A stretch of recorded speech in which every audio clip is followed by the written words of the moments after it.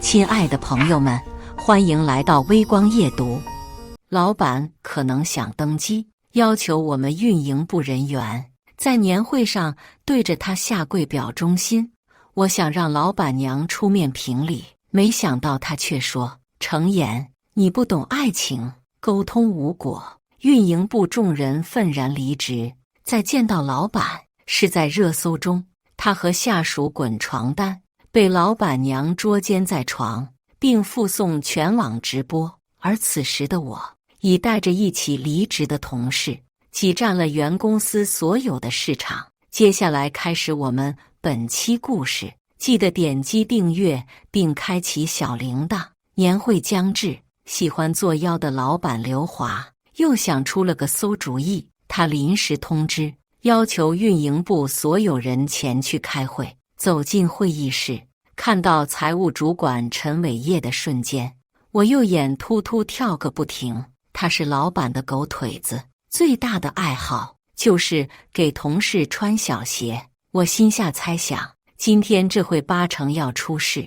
果然人才一到齐，刘华就开始了骚操作。他将自己手机上的小视频投屏到了大屏幕上，伴随着土嗨的音乐，几个奇装异服的人齐刷刷地跪了下来。他们极尽展现着自己的丑态，或趴下或爬行，动作说不上来的怪异。舞蹈结尾时，众人向一个男人跪地行大礼，似表忠心般高呼：“公司生我生，公司亡我亡，老板万岁！”在场的众人目瞪口呆。刘华关上了投屏，故作优雅地推了推金丝眼镜：“刚才我放的视频就是你们要学的舞蹈，到时你们对着我跪就行。这可是咱们年会的压轴节目，你们可得好好表现啊！”听说要当着全公司的人面去做这样的事情，在场的众人眼神里多是抗拒。刘华却似没注意到，继续说着要求：“演出服下午就到，我专门定制的，和视频里一模一样。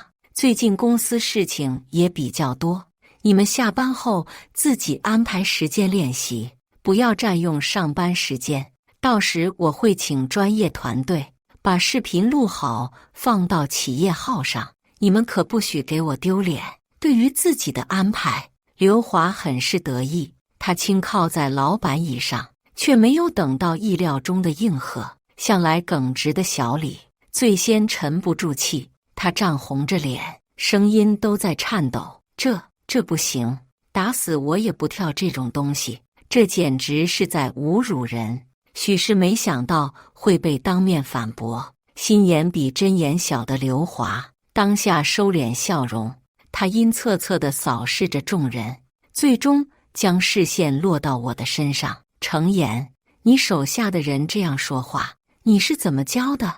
你是公司的老人，又是运营部主管，带出的人这点职场素养没有，真是上梁不正下梁歪，话里话外的意思。竟是觉得大家不愿意配合，都是我的错。盘算着还有1个来月就要发的年终奖，不想和钱较劲的我，决定和这狗东西说说人话。刘总，其实我也觉得这舞不太适合年会，你要是想热闹，我带着他们排个别的节目，要不我再多叫几个同事搞个合唱吧，那样更热闹。”对于我的回答，刘华很不满意，他脸带怒色，噌的一下站起身来，手机被狠狠摔出，重重落在了实木台面上。“都给我搞清楚，我今天叫你们来是通知，不是商量。这是公司集体活动，是企业文化的体现，你们要有大局观。我今天把话放这，谁要是不想跳，就趁早辞职滚蛋。”刘华说这话时，眼中尽是威压。我默默低下头，心里在想，我该怎么提醒刘华，他裤子拉链没有拉。在座的各位，谁也不是傻子，大家都明白，刘华说这话就是在明晃晃的威胁。年关将至，这个当口离职根本不好换新工作，更何况我们公司年终奖都是过完春节后1个月才会统一发放。如果提前离职的话，这笔钱恐怕也很难拿到。这一切，刘华自是心知肚明，才会这般有恃无恐。面对这样的嘴脸，我再次涌现出了离职的想法。是的，其实早在1个月前，我就有过离职的打算。事情是这样的，拜访供应商时，我在一家那里看中了一款新品。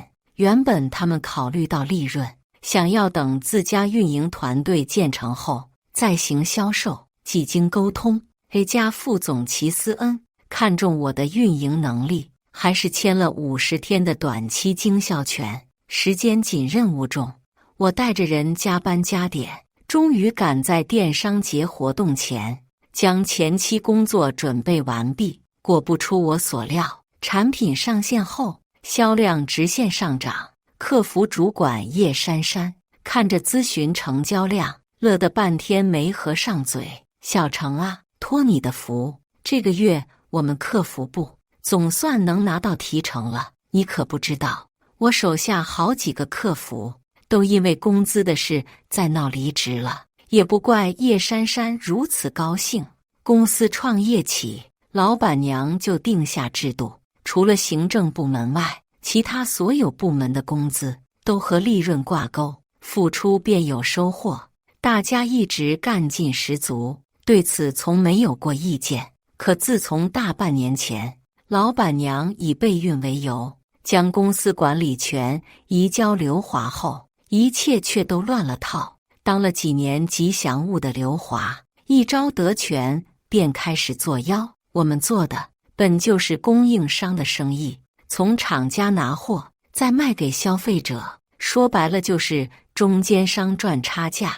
所以对于优质供应商，一向尽力维护。刘华却反其道而行，他拼命压价，导致不少供应商中断合作，后期上新时根本无产品可选。为了彰显权威，刘华还接连否定我们运营部的计划，撤掉了好几个数据明明尚可的产品。而后他又以节约成本为由，开除了很多有经验的客服，不仅成交量下滑，还连带差评量直线上升。在他一番骚操作下，线上平台的销售额一降再降，不到半年的时间，就从平台类目第1掉到了第8。大家除了基本工资外，根本拿不到多少提成。在这所1线城市里，生活成本原就很高，靠着基本工资根本无法在这里立足。为此，有不少同事开始陆陆续续离职，有的入职了别的公司，有的却因一直找不到合适工作，只得回了老家。可即便是这样，刘华还不反思，甚至在公司大会上当着所有同事的面嘲笑那些回老家的人。我还以为多厉害，还不是灰溜溜的滚了。你们把眼睁开了，好好看看，不要步这些垃圾的后尘，不要以为自己多了不起，没了咱们公司，你们什么都不是。自那次会议后，大伙的干劲肉眼可见的低沉。最惨的还要数客服部，得力的老人都已被刘华开掉，销量越来越差，提成越来越低。好不容易培训好的新人，也总是来了又走。作为主管的叶珊珊早已疲于应对，所以她才会在看到越来越好的销售数据后，表现得这样开心。眼见有了翻身的机会，同事们一扫愁容，一个个卯足了干劲，都想在过年前再好好挣上一笔。原以为一切都会好起来，可等到发工资的时候，我们却都傻了眼。提成不仅没有上涨，不少人到手的费用甚至比前几个月还要少个100-200块。听着同事们的哀嚎，我也是一头的雾水。大伙打心里就不信，那么高的销售额，利润怎么可能低成这样？介于财务的一贯作风，我一度以为他们又算错了，便拿着工资单好声好气地去财务部找陈主管，这个不太对吧？你辛苦辛苦，咱们把利润重新核对一下。陈伟业见到我，似乎并不意外，他翘着兰花指，跟鸡爪子开屏似的，慢悠悠地端起咖啡杯。成哥呀，真重新算不了，为什么不能重算？员工有疑问，你难道不该核实吗？面对我的质疑，他表现出一脸为难。成哥，你别为难我，我也是听老板的话办事，这事我真帮不了你。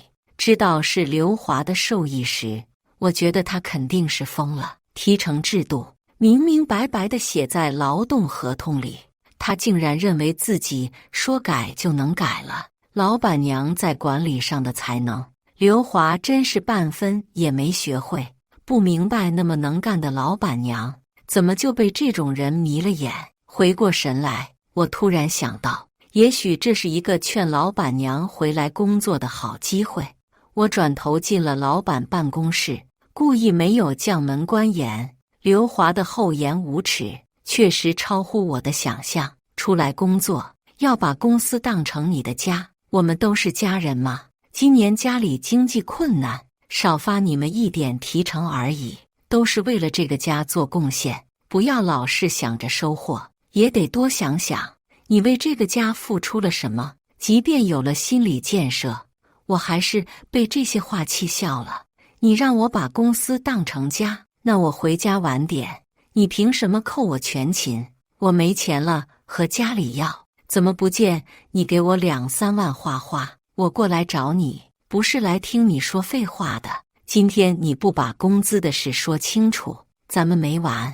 言语之间，我和刘华都不自觉提高了音量。其他被克扣工资的员工将这些话听进耳中，也都明白了个一二，不愿惹事的纷纷竖起耳朵，有些胆子大的则一起涌进办公室，站在我的身边。话不是这么说的，我们只是正常诉求，跟什么贡献有什么关系？有多少能力挣多少钱，这是公司自己的规定，怎么能出尔反尔？就是就是，快把工资重新算一下吧。大家你一言我一语，其实说到底也不过是要求按照提成制度重新核算工资而已。可就算是这样，刘华还是觉得自己的权威受到了挑战。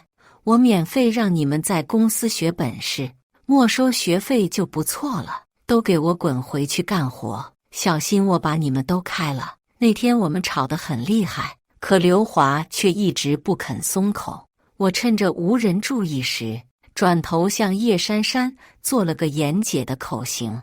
叶珊珊脑子转得快，她赶紧给备孕大半年依旧颗粒无收的老板娘打去电话：严姐，你快来吧，出事了。叶珊珊将事情简单说了一遍，最后做出总结：你要是再不管，公司今天就得垮。到底是自己一手搭建的团队。老板娘在放下电话后，不到半个小时就杀到了现场。她好言将我们劝开，随后拎着刘华的耳朵，一脚踢上了办公室的门，隔得老远，我们都能听到门内的河东吼：姓刘的，你是不是脑子进水了？这就是你说的好好管理公司？这样的事你也敢干，还敢瞒着我？看我你就是皮痒痒了。在严姐的威慑下，刘华低头低得十分迅速。媳妇，咱们有话好好说，这还在外面呢，你给我留点脸。我知道错了还不行，我下次再也不敢了。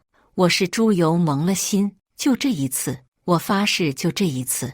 办公室门再次打开，刘华顶着黑了的眼圈，陪着严姐去了财务。顾伟业很快重新核算完了工资，忙得连兰花指都来不及翘。原本我以为这样大闹一次，严姐能看清刘华无能的本质，希望经此一事，她能尽快回来坐镇。明眼人都看得出来，再让刘华这样闹下去，公司绝撑不过3年。可刘华不知用了什么手段，愣是哄着老板娘再次在家备起了那不知何时到头的孕。叶珊珊私下里又劝过几次，他进公司进得早，陪着老板娘一起创业。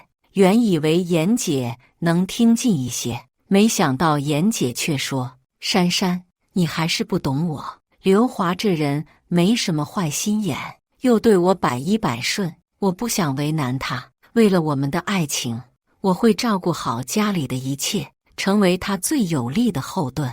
叶珊珊将这事告诉我时，脸上只余苦笑。我家又给我打电话，让我回去相亲呢。再这样下去，我怕不是真得回去了。没用的老板和有用但恋爱脑的老板娘，我知道是时候该走了。想着还有2个来月就能拿到年终奖，我硬生生的忍下了这口王八气。毕竟我上有2老，2老上还有4老，我作为倒三角最下面的支点，实在做不到视钱财如粪土。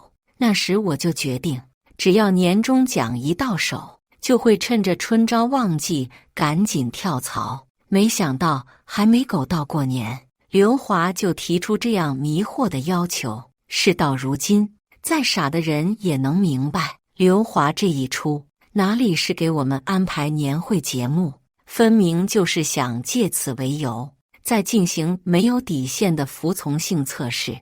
真是开玩笑，我长这么大，跪天跪地跪父母双亲，你刘华算什么东西，也想让我跪你？我上前一步，嘲讽的话已到嘴边。陈伟业似乎看出我的想法，扭着屁股将我拦了下来。他翘起兰花指，笑着拍了下我的肩膀：哎呦，成哥，别这么大火气，差不多得了。陈伟业边说边用指尖在我肩上轻挠，我被他恶心的全身起了一层鸡皮疙瘩，赶紧后退2步，把你那鸡爪子拿开，你有话说话，别老动手动脚的。陈伟业见状也不生气，他给了我一个意味不明的笑，转身继续对刘华表起忠心：老板您放心，我是站在您这边的。还有我表弟，您不是已经同意让他来咱们公司了吗？到时候啊，我让他和我一起跳。这一次，陈伟业的手拍在了刘华的肩上，脸色缓和的刘华似乎不愿再看到我们，下达了最后通牒：都是成年人了，学学人家陈伟业是怎么当打工人的，跳还是不跳，都出去好好想想。偷偷打开手机的录像功能，我无视刘华感人的眼神，直直问回去：所以你的意思就是要开除我们？见我这样没眼色，刘华为了立威脱口而出：不服从公司安排，我现在就开除你们。就为这样的理由？我是公司的老板，开除你们还需要理由？这么着急赶我们走，工作也不用交接了吗？交接个屁！你们那点活，我找头猪过来都能做。我点了点头，摘下工卡扔到刘华的面前：好，我不跳，并且接受你的开除。麻烦快点把离职赔偿和工资打到我的卡里。另外，咱们劳动合同里写明，年终奖1年1发，请按我的实际上班时间算给我。刘华没想到我会这样不留情面，伸手指着我，拟了半天也没说出个所以然。情绪逐渐失控的刘华直接宣布散会。我走在所有人的最后，会议室门关闭的刹那，我无意间看到陈伟业嬉笑着给刘华拉上了拉链，脑子中灵光一闪，我好像想明白了什么。怪不得刘华会在老板娘回家备孕后招了一堆180加却毫无经验的男同事，还坚持让陈伟业这个能力明显不行的人去当财务主管，白天当牛马，晚上当鸡鸭。难为陈伟业天天咖啡不离手，他可能真的体力不支。有那么一瞬间，我竟然觉得他这钱挣得还挺不容易。刘华这个人在我的认知中再次刷新了下限。思来想去，我还是给妍姐打去电话，没有讲出自己的猜想，也没有添油加醋，只是将实情讲出。劝他早点回公司，原是一番好意，没想到妍姐却怪我多管闲事。程妍，你不懂爱情，我和刘华有过约定，他去经营公司，我安心在家，以后公司的事不要再给我打电话了，会让刘华伤心的。公司没了就没了，可要是离开刘华，我感觉自己真的会活不下去。我没想到，曾经职场上的女强人，竟会变得这般模样。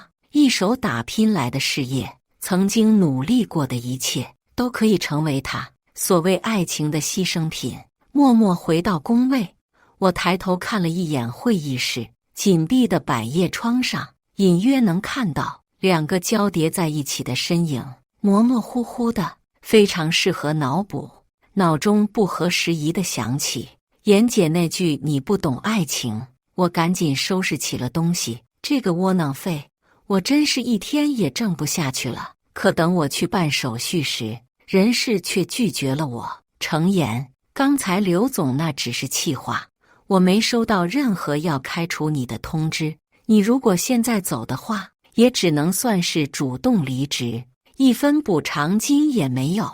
我劝你还是回去好好工作吧，这算盘打的都快崩我眼珠子里了。想让我离职，又不想付赔偿金，真是什么都想占。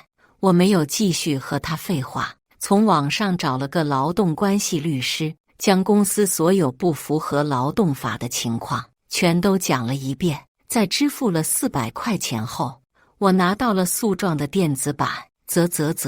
要不还得是花钱的，这格式，这用词，这赔偿金计算就是专业。用公司的打印机将这份文件打印出来，我和大家打了个招呼，搬着箱子就往外走。几个平日里和我关系不错的同事将我送到了楼下。为了不让大家继续苦着脸，我决定讲个冷笑话。没事啊，别都哭丧着脸了，我只是不在这工作而已，但我还是能在企业号上看到你们跳热舞的。离别的气氛一下被我打破，大家盯了我一眼后，聊起了之后的打算。我想先辞职回老家，过完年再找工作。我准备回头先请假，不批就不批，反正那天我肯定不去。我买了些书，准备来年去考公。看着他们一个个受了社会毒打的样子，我临别前笑道：哥要是发达了，一定想着你们，等着我的电话吧。隔着出租车窗，大家笑着和我挥手，他们可能也没想到我说这些话并不是开玩笑的。打车到劳动局，将视频和文件提交，并填写完材料，将这一切做完，我用了不到半日。没想到之前纠结很久的事，原来这么简单就能结束。刚和办事人员道过谢，刘华的电话就打了过来。上班时间，你死哪去了？下个月就是年货节了，你的计划呢？我揉了揉耳朵，将手机拿远，直到对面狗叫完才开口：你得老年痴呆了吧？是你自己开除的我呀，急成这个样子，是离开我就活不成了吗？开会时说的费用，你什么时候结一下？我告诉你，我已经在劳动局提交资料了。电话里传来更加愤怒的咆哮：他妈的，滚就滚，老子1分钱都不会给，饿死你个臭打工的，当一辈子死穷鬼！我打断他的话，只说了一句鸡脚软饭男，便挂断了电话。坐在大厅的长椅上，我长长出了口气。接下来我得给自己找个新工作了。翻出了手机中与齐思恩的聊天框，他是 A 家的副总，也是家老板的儿子。对话的最后是他今天一早发给我的：上次那个品跟你家采购签的是短期，下周就到期了。我这边线上团队搭建出了点小问题，之前你这边数据不错，我和我爸商量了，你要想继续做，就接着签给你们公司。关于齐思恩的团队问题，我之前也听说过1、2家，向来只做生产批发，不直接零售。合作的公司主要以线上运营和海外出口为主。从前电商行业还算不错，一家只做生产，倒也赚得盆满钵满。可这2年来，线上平台不好做，海外出口限制也越来越多，导致他们的订单也越发没有保障起来。齐思恩年轻敢闯，便起了想自己做线上团队的心。他知道自己没有经验，就高价请了一位运营经理回去。听说这位 Daniel 以前是88平台的高管，有的是人脉和本事。按照他的要求，齐思恩很快给他配备好了团队，推广搞得轰轰烈烈，活动搞得浩浩荡荡，什么9块9、高额返券，恨不得天天有。全公司赔着忙了1个月，对着数据一核算，净赔近100万。Daniel 将问题全都推到产品上，第2天就脚底抹油，辞职跑路了。新搭建起来的团队一看经理跑了，也跟着都离了职。还好那之前齐思恩将大爆的那款产品授权给了我，也着实给他们带去了不小的收益，算平了自己的损失。私下闲聊时，齐思恩还和我感慨，上次我给你授权的时候，我爸还不同意，后来我拿着数据给他看，乐得老头子满脸都是褶子。要不是有你这边撑着，我运营团队搞砸这事，估计得挨顿骂。授权期限将至，原本今天开会之前，我正准备与他沟通续签的事宜。要知道，这可是今年1整年收益最高的系列，如果没闹今日这一出，我即便有跳槽的打算，也会做好分内的工作，帮他们留好赚钱的项目。不过现在我却有了别的打算。电话响了2声，对方很快接通，寒暄2句后，我询问道：小齐总，我今天失业了，你之前说要搭建线上运营团队，不知道我能不能应聘。齐思恩听了我话，声音中都是惊喜。你说的是真的？真是太好了，我在工厂这边陪着检查，现在出不去，你马上打车过来，我给你报销，咱们见面聊。赶到 A 家工厂时，已是傍晚时分。和齐思恩合作多年，我们深知彼此的性情，沟通得十分顺畅。在得知我和刘华已经闹到了劳动局后，齐思恩只是摆手以示无妨，直接谈起了薪资等细节。开始时，他想按 Daniel 之前的薪资付给我，我却摇头拒绝。我还是希望以利润点结算工资，这样我靠本事挣钱，你也能减少一些风险。还有最关键的一点，我没有说，我很看好家的产品，只要我们运营得当，那我的工资并不会比 Daniel 低。见我坚持，齐思恩也乐得如此。听说我还想带着原公司的同事一起过来，他答应的也很痛快。这样也好，我这边也能少点招聘压力，人员你自己把关，我相信你的眼光。商谈好其他细节，我们相约下周1正式办理入职。天色已晚，齐思恩开车送我回去。路上他终于没忍住，向我询问了离职的原因。当他听说刘华想看我们在年会上跳热舞时，向来温雅的他憋笑憋出了内伤。那你为什么选择了我们公司？下车前，齐思恩向我伸出右手，能不能在老爷子那抬起头？可就都靠你了，咱们一起努力。双手相握时，我们都在彼此眼中看到了对未来的期许。周1上午，刘华到公司后，立马火气上涌，办公区空了很多，有许多人都没有来上班。正要打电话发脾气时，他在自己的办公桌上看到了一沓快递信封，每一个快递上都写着离职通知。刘华虽然又坏又无能，但到底不是真的傻。他通知人事，给离职的人打电话，再尽快招聘些有经验的人来应付接下来的旺季。人事不知是有心还是无意，特意询问老板，这次的招聘需求还是必须要180加的帅哥吗？就在刘华焦头烂额之时，我已带着众人到了一家工厂，来到崭新的工位前，我笑着对大家说：“各位，让我们逆风翻盘吧。”接下来的时间，我们一直很忙。期间，刘华打来过一次电话：“程岩，你快给我滚回来！你到底是怎么带团队的？怎么这些人什么都不会？”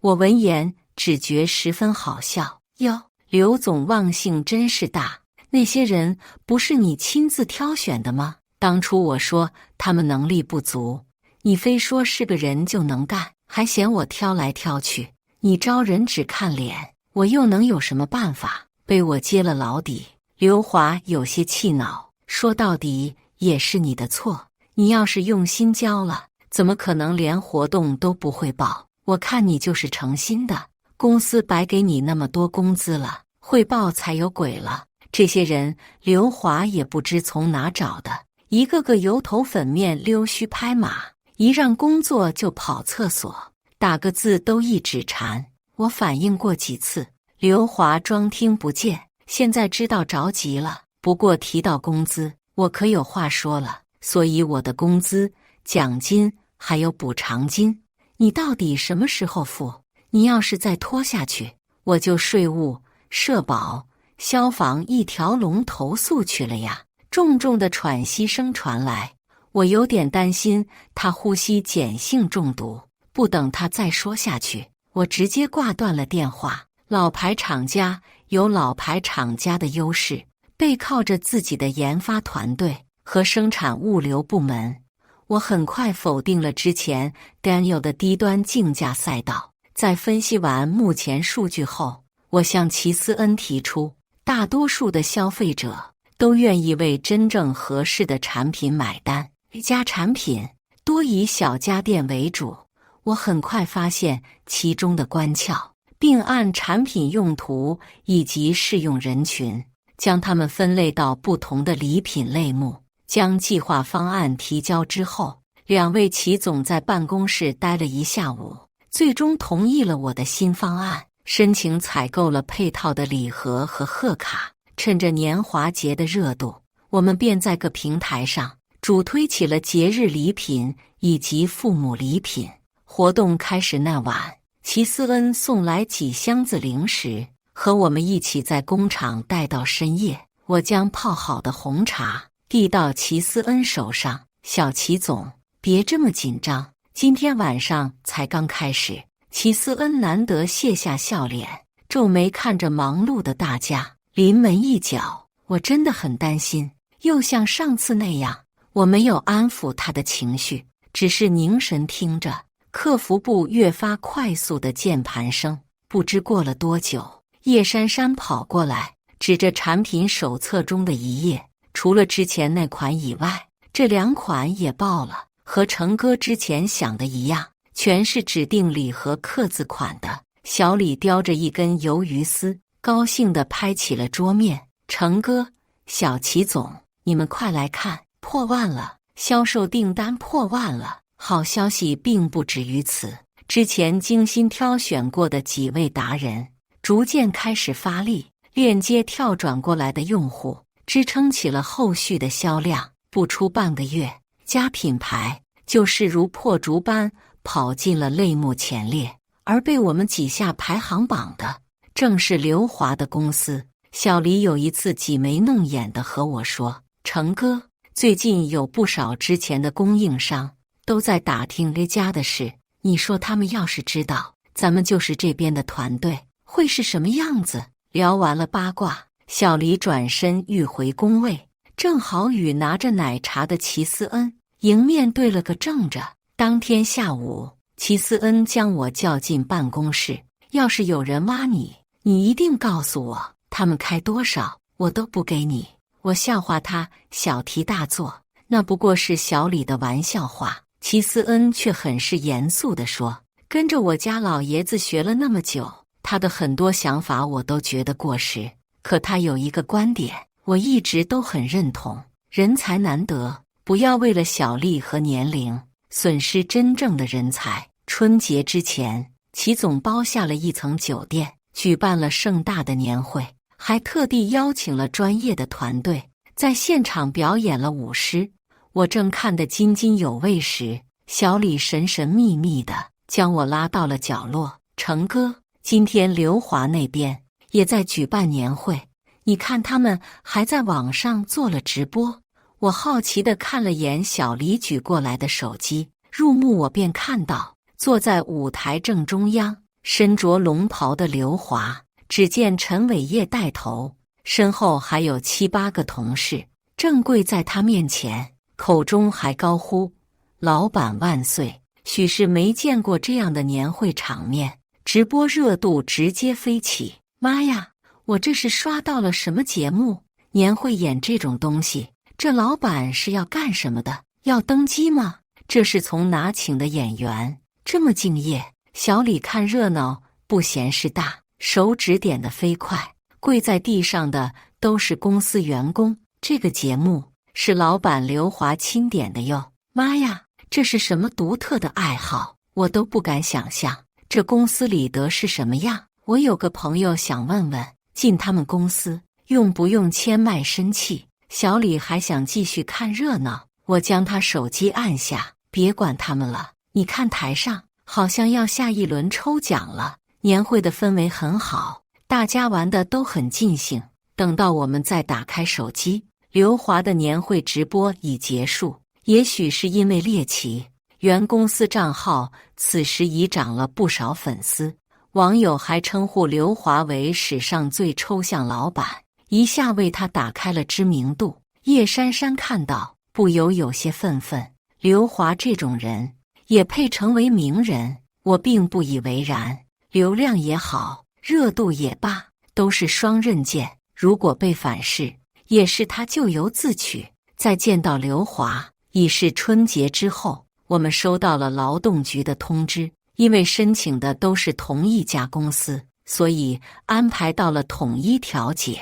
刘华带着律师前来，连正眼都不愿给我们一个。调解员费尽口舌，刘华仍旧咬死一分不出，还对着我们奚落。哼，一个个摆张臭脸，心里估计早就后悔，全都是酒囊饭袋，现在还都没工作呢吧？我可告诉你们，我请来了88之前的高管 Daniel， 他是自带团队过来的，你们就等后悔去吧。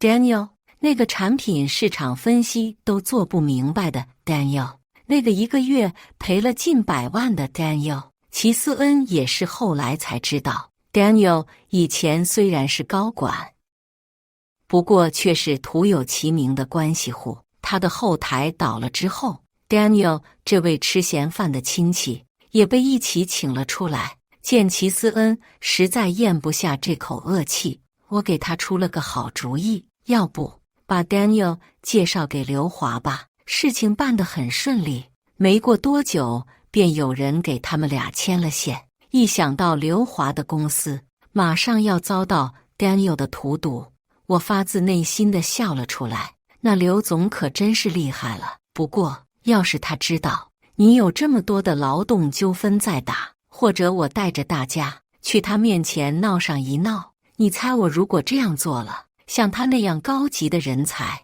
会不会嫌弃你这所小庙呢？我边说边当面翻出 Daniel 的手机号，早晚都是要给的钱，何必为了置气耽误自己翻身呢？时隔那么久，刘华再次被我气得青筋直冒。气归气，我说的话他却还是听了进去，和律师窃窃私语许久。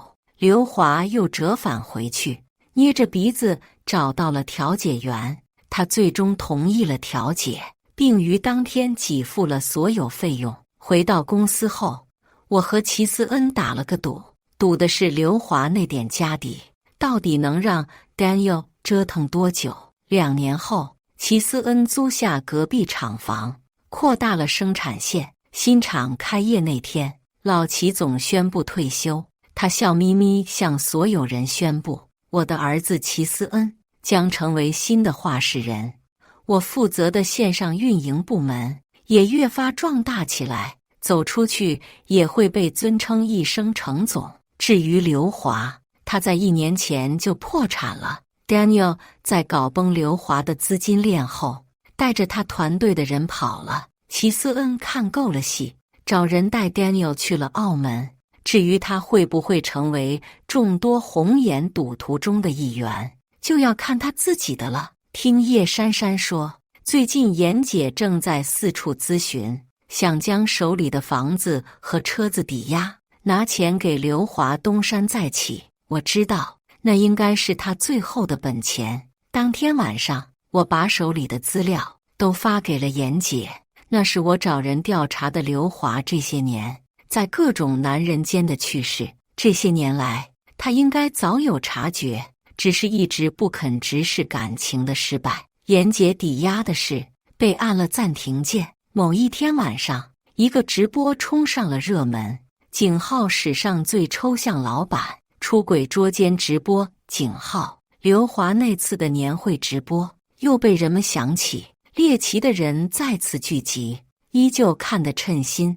毕竟看了那么多直播，从没有人见过老婆亲自上门将老公和男小三捉奸在床的。曾经看不起所有人的刘华，在镜头下狼狈至极。陈伟业缩在一边，用枕头努力遮住自己。